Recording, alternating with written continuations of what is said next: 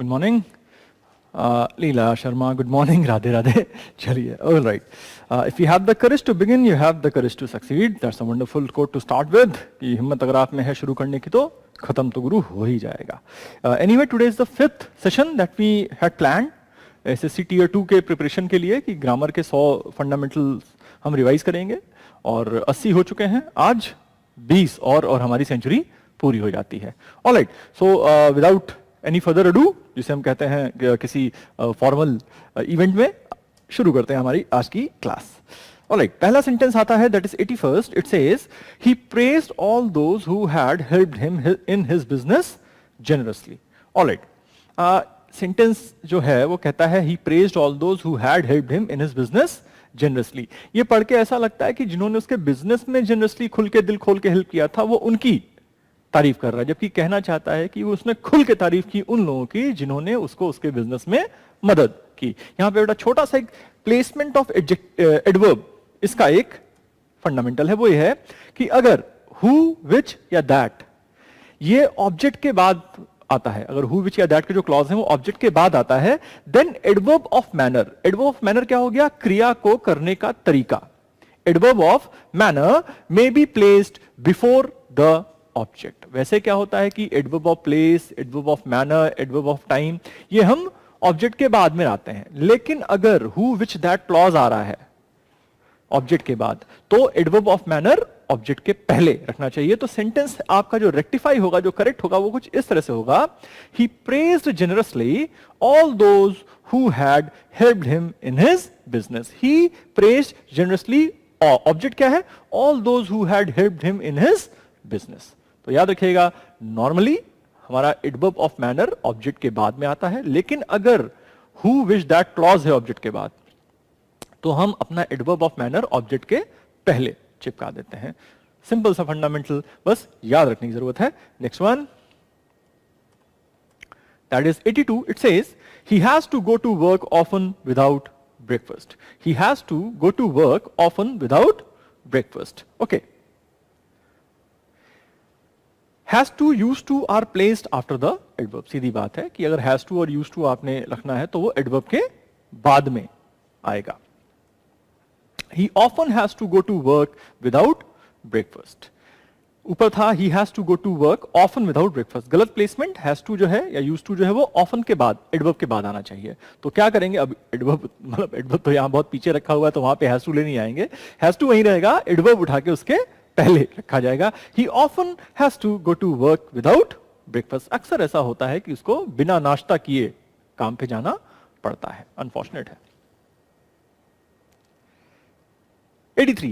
Hardly he arrived when the rain started. कहने का मतलब है कि बस आया ही था और बारिश शुरू हो गई. कुछ इस तरह से इसका मीनिंग निकलता है. Hardly he arrived when the rain started. Okay. हाँ, माइकल स्वॉन, नामी गिरामी महान व्यक्ति अंग्रेजी ग्रामर के. Inversion means putting the verb before the subject.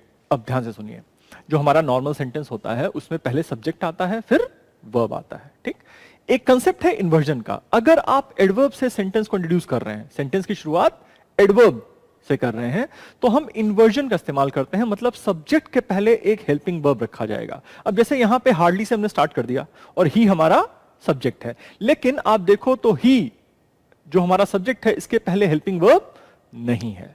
तो इन्वर्जन क्या होगा कि जब आप एडवर्ब से सेंटेंस स्टार्ट कर रहे हैं, इंट्रोड्यूस कर रहे हैं, तो सब्जेक्ट के पहले एक हेल्पिंग वर्ब रखना पड़ेगा, अन्यथा ग्रामेटिकली सेंटेंस इनकरेक्ट माना जाएगा. In this case it should be hardly had he arrived when the rain started. अब हमने क्या किया? हार्डली के बाद एक हेल्पिंग वर्ब रख दिया, फिर हमने सब्जेक्ट रखा ही. इन्वर्जन मतलब सीधे सेंटेंस होते हैं तो पहले सब्जेक्ट आता है, फिर वर्ब आता है. इन्वर्जन में एक हेल्पिंग वर्ब पहले आता है, फिर सब्जेक्ट आता है, फिर मेन वर्ब के साथ वाला सेंटेंस रखते हैं हम लोग. Alright, so hardly had he arrived when the rain started. छोटी छोटी चीजें हैं लेकिन दिमाग में रहनी चाहिए, ताकि एग्जाम टाइम पे ये सब सोचना ना पड़े यार हमें. 84. So well he performed that his father started crying. Again, so well he performed. So well से आप start कर रहे हैं. Again helping verb missing है boss. So plus adverb of manner का जो structure है, so plus adverb of manner. Well, well कैसा काम किया? He did it in a good manner, well, alright. तो so plus adverb of manner भी inversion का इस्तेमाल करता है, मतलब so well and you should have a helping verb. तो यहां पे हो गया so well did he perform that his father started crying. So well did he perform that his father started crying. तो so and adverb of manner takes inversion. कुल मिला के अगर आप सो वेल से सेंटेंस स्टार्ट कर रहे हैं तो पहले एक हेल्पिंग वर्ब रखिए, उसके बाद सब्जेक्ट आएगा। ऑलराइट, 84 तेजी से बढ़ते हुए हम लोग अपने लक्ष्य की तरफ। 85 आया, कहता है ही इमीडिएटली रिटर्न। पढ़ने में सब सही लग रहा है यार, 3 वर्ड का तो सेंटेंस है आपका, तो इसमें क्या ही गलती होगी, लेकिन यहां भी दिक्कत है। अब प्रॉब्लम यह है कि कितनी बातें यार याद रखी जाए। तो हमने क्या किया, हमने 100 चीजें तो उठा के आपके सामने रख दी हैं, कम से कम ये तो याद ही हो जाए तो बेहतर है। चीज ये है कि एडवर्ब ऑफ मैनर है वो पीछे इंट्रांजिटिव वर्ब के आता है। इंट्रांजिटिव वर्ब जिनको ऑब्जेक्ट की आवश्यकता नहीं होती है, लेकिन जब ट्रांजिटिव वर्ब रहता है तो वो पीछे या पहले डिपेंड करता है हम कहां उसको रखना चाहते हैं, कहां पे वो बेहतर सूट कर रहा है हमको। ऑलराइट, तो अब ही इमीडिएटली रिटर्न, बेसिकली वो कहना चाह रहा है वो तुरंत लौट आया, ये कहना चाह रहा है। तो यहां पे कोई ऑब्जेक्ट की आवश्यकता तो है नहीं। ही रिटर्न द बुक, इस तरह से होता तो भाई बुक हमारे पास ऑब्जेक्ट होती, वो ट्रांजिटिव वर्ब हो जाता रिटर्न। यहां पे रिटर्न क्या है, ये हमारा इंट्रांजिटिव वर्ब है, it does not need any object here. ठीक, इस केस में adverb of manner should be placed only after the intransitive verb, मतलब he returned immediately. He return the book immediately, he immediately return the book चलता है, लेकिन ही return, इसमें ही immediately return नहीं चलेगा, सिर्फ जो चलेगा वो क्या होगा, he return immediately. So in case of intransitive verb हमारा जो एडवर्ब ऑफ मैनर है वो पीछे लगाएंगे हम लोग। ऑलराइट, चलिए बढ़िया। देन वी हैव 86, ये कहता है it is nothing else than sheer mayhem. Mayhem माने कह सकते हैं कि त्राही त्राही मची हुई है, त्राहिमाम त्राहिमाम। Alright, it is nothing else than sheer mayhem. बेटा एल्स पे ध्यान दो और यहीं से ये याद कर लो, else is followed by but and not than. यदि आप सेंटेंस में एल्स देख रहे हैं तो उसके साथ देन नहीं आएगा, बट आएगा। तो it is nothing else than sheer mayhem, ये गलत हो गया, होना चाहिए it is nothing else but sheer mayhem. ये और कुछ नहीं सिवाय त्राही त्राही के। क्या बात है, बड़ा तगड़ा सेंटेंस है भाई। ठीक है, ध्यान क्या रहेगा, इसके बाद बट आएगा, देन नहीं आएगा। That was number 86। 87, he had no other alternative but to say yes. He had no other alternative but to say yes. अब क्या है यार, अभी पढ़ा else वाला और हमने वहां सीखा कि else के बाद but आता है, then नहीं आता है। फिर उन्होंने एक सेंटेंस रख दिया 87 में और कहा he had no other alternative but to say yes। तो उसी फ्लो में हमें लगा यार ये भी सही तो है, ये सही नहीं है। क्यों? other and otherwise are followed by then. else is followed by but other and otherwise they are followed by then. तो he had no other alternative but to say yes. सही करिए, he had no other alternative than to say yes. छोटी छोटी बातें, बड़े बड़े number.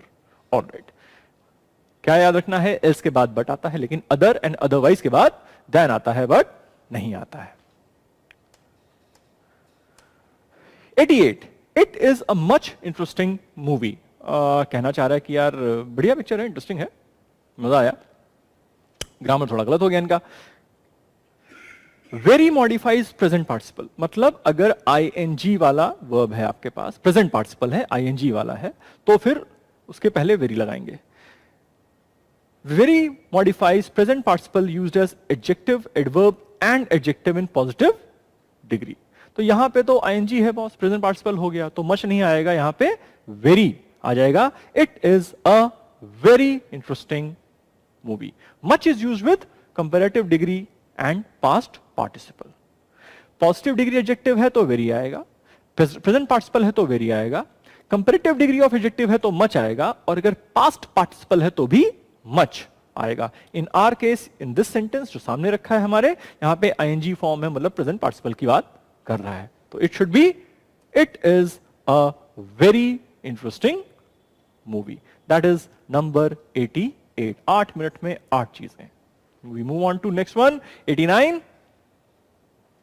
She is enough smart to understand what is going on. कहना चाह रहा है कि जो भी कुछ हो रहा है ना, वो इतनी स्मार्ट तो है कि वो समझती है क्या हो रहा है। ये हमारा मीनिंग है सेंटेंस का। ऑलराइट, अब टेंशन क्या है यहाँ पे? भाई टेंशन ये है कि इनफ जो है वो दोनों तरह से इस्तेमाल करते हैं हम लोग, एडजेक्टिव भी और एडवर्ब भी। चलो ये भी बात मान ली आपकी। अब ये एक चीज और बताते हैं, कहते हैं कि अगर एडवर्ब के जैसा इस्तेमाल करना है तो it is always placed after the adjective it modifies. देखिए, अगर एडजेक्टिव है तो टेंशन ही नहीं है। क्यों? एडजेक्टिव तो नाउन के पहले आता है नॉर्मल कंडीशन में। Good boy, bad boy, good girl, bad girl, nice dress, poor building, जो भी कुछ आपको कहना है, आप देखो एडजेक्टिव पहले रख रहे हैं। जब आप एज एन एडवर्ब यूज करते हैं तो ये उस एडजेक्टिव के बाद में रखा जाता है। क्या? इनफ। अब यहां प्रॉब्लम क्या है? शी इज स्मार्ट, तो उसकी विशेषता क्या है? एडजेक्टिव क्या है? स्मार्ट है। लेकिन इनफ यहां पे हमारा एडजेक्टिव नहीं है, ये हमारा एडवर्ब है, क्योंकि ये स्मार्ट के लिए यूज किया गया है, इसलिए ये उस एडजेक्टिव के पीछे रखा जाएगा। Your option is, the correction is, she is smart enough to understand what is going on. वो इतनी समझदार तो है कि समझती है कि ये चल क्या रहा है भाई। ऑलराइट, तो as an adverb it is always placed after the adjective that it modifies. That was number 89। 90 कहता है I regard him my father figure. Already कहते हैं भाई मैं उनको पिता तुल्य मानता हूं। इस तरह से कुछ सेंटेंस है, I regard him my father figure. Okay, दिक्कत यह है कि adverb as should be used to introduce predicative of the verbs regard, describe, treat, view, know. अगर आपने regard, describe, treat, view, know ये यूज किया है तो फिर जो है प्रेडिकेटिव इनके जो होंगे उनको इंट्रोड्यूस करने के लिए आप एज का इस्तेमाल करेंगे, जो कि यहां नहीं किया। I regard him my father figure, I regard him as my father figure. तो ये 5-6 वर्ड्स याद रखिएगा, regard, describe, treat, view and know. इनके प्रेडिकेटिव को आप इंट्रोड्यूस करेंगे एज के साथ। So I regard him as my father figure.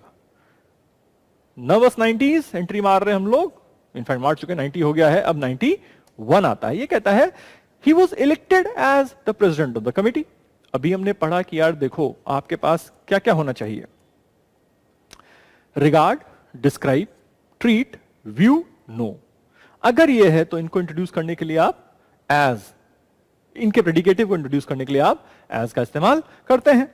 अब यहां पे इन पांचों में से कुछ भी नहीं है, रिगार्ड नहीं है, व्यू नहीं है, ट्रीट नहीं है, नो नहीं है। ठीक है, यहां क्या है? He was elected as the president of the committee. He was elected as the president of the committee. अब यहां पे कुछ सीधी बात है कि इलेक्ट के साथ एज नहीं आता है, दैट इज इट। तो ये देखो, but as should be avoided.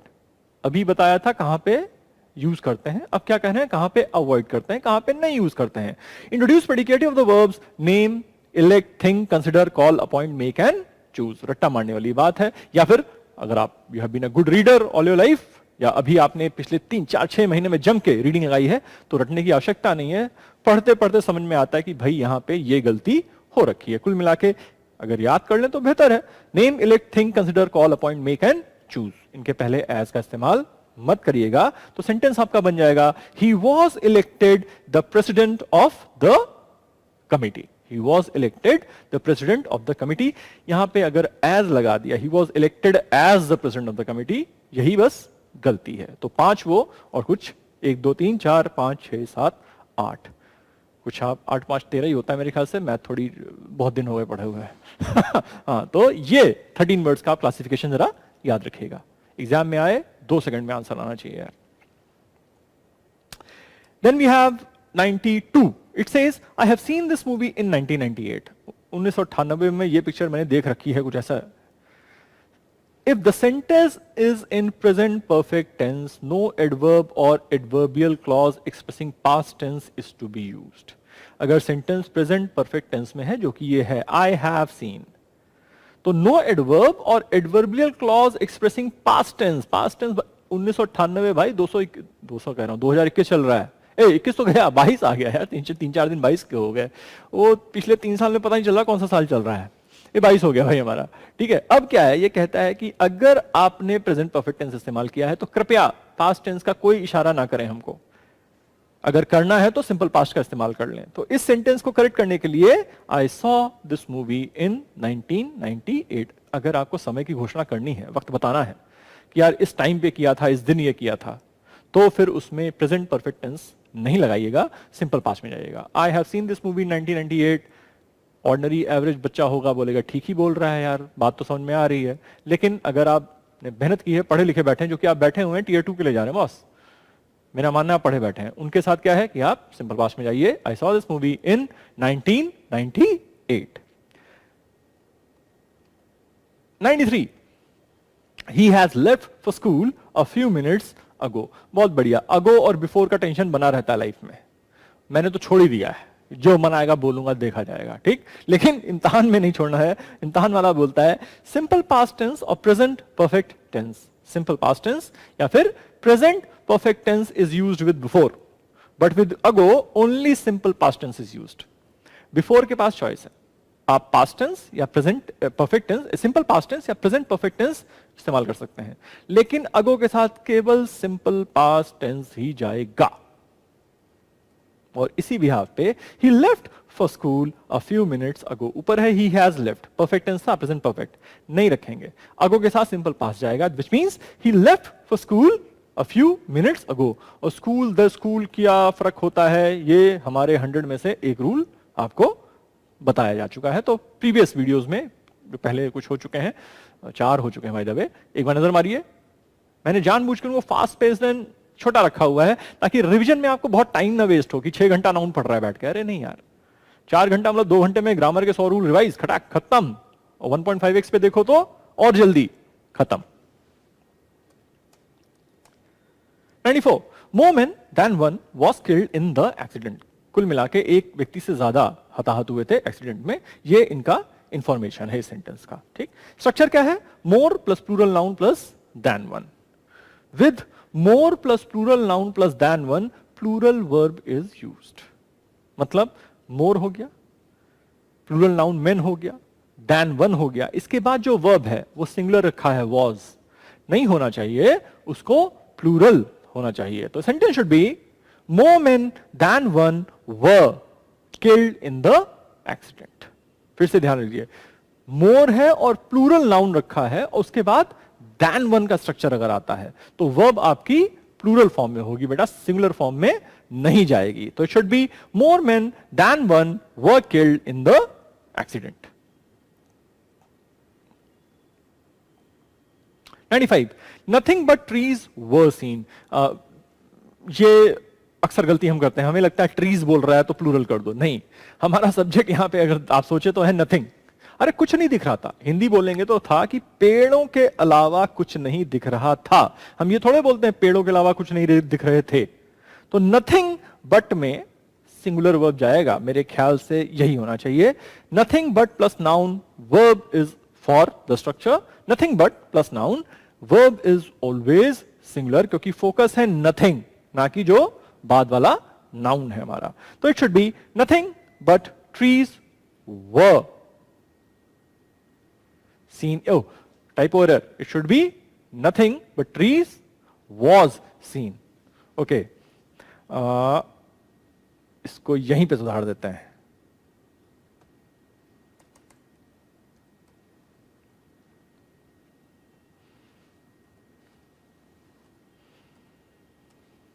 अब ठीक लगा, कुछ बड़ी बड़ी बातें की, टाइपो एरर कर दिया वहां पे। Nothing but trees was scene, that is how it should be kept, verb should be singular.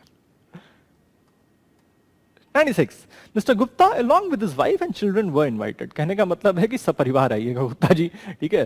तो हम लोग पहुंच जाते हैं 15-20 आदमी 101 का लिफाफा लेके, ठीक है। अब ये कहते हैं mister Gupta along with his wife and children were invited। तो लगता है तो ठीक है, गुप्ता जी हो गए, मिसेस गुप्ता हो गई, और उनके 2 बच्चे हैं, 3 बच्चे, उनको तो 5 लोग को जाना है, तो वर ठीक लग रहा है। नहीं लग रहा है, क्यों?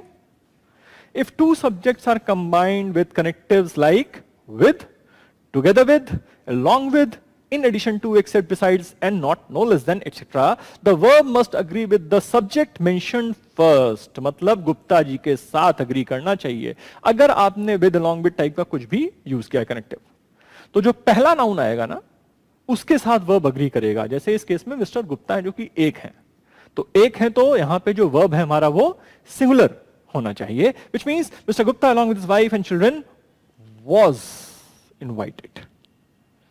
ये लिस्ट फिर से देख लेते हैं। If two subjects are combined with connectives like with, together with, along with, in addition to, except, besides, and not, no less than, etc., the verb must agree with the subject mentioned first.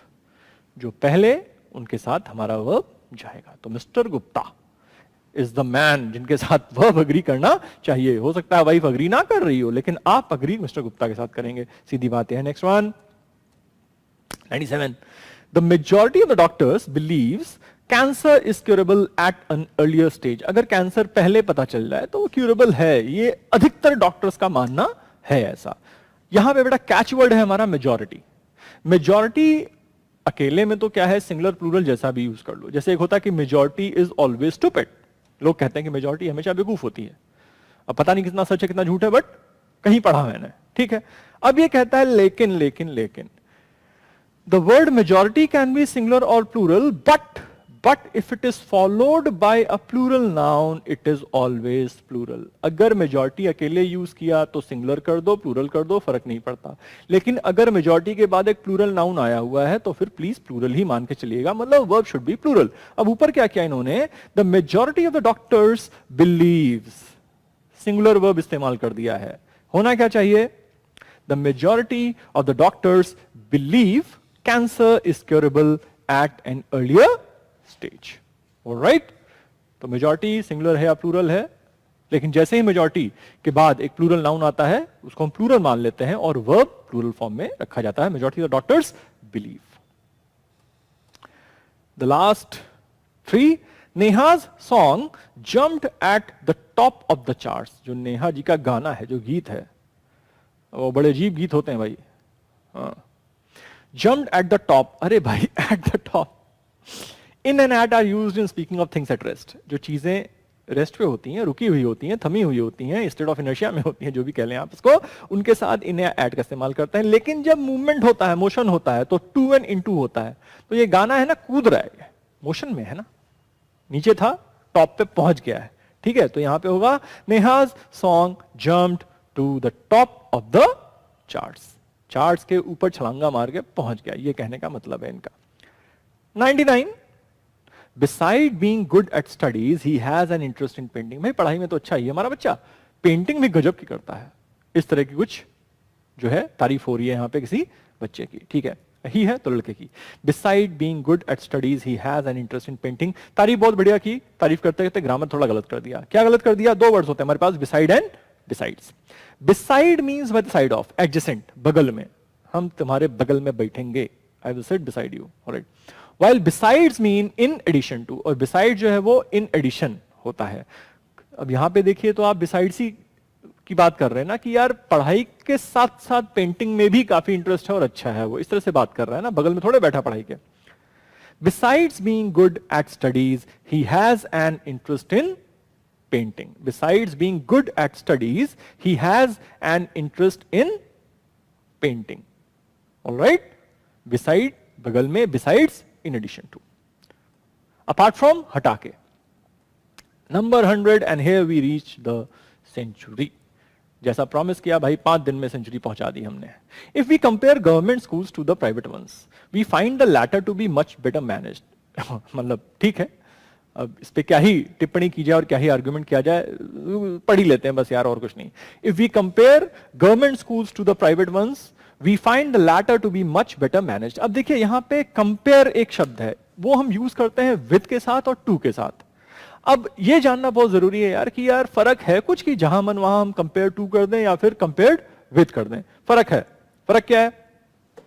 compare is followed by to when it shows that two things are alike. Similarities बताते हैं तो compare to करते हैं। It is followed by with when we look at the ways in which two things are like and unlike each other. अब जैसे ये कहना क्या चाह रहा है कि स्कूल तो है वो सरकारी है और प्राइवेट है, लेकिन दोनों में डिफरेंस बहुत है यार। प्राइवेट बेटर मैनेज होता है, प्रॉब्ली एजुकेशन लेवल अच्छा होता है। With most of the government schools ऐसा नहीं, हालांकि मेरी खुद की पढ़ाई एक सरकारी स्कूल में हुई है और I am very happy with my school by the way, right. हाँ, लेकिन अगर आप प्राइमरी स्कूल्स की बात करें तो शायद वो उतना अच्छा परफॉर्म नहीं करते हैं। किसकी गलती है पता नहीं, लेकिन हाँ जो तथ्य है वो तथ्य है, ठीक है। अब ये कहता है अगर आप सिमिलरिटी बता रहे हैं कि सहवाग की बैटिंग बिल्कुल जैसे बॉक्स ऑफिस, तो ये सिमिलरिटी है कि धुआंधार चल रही है।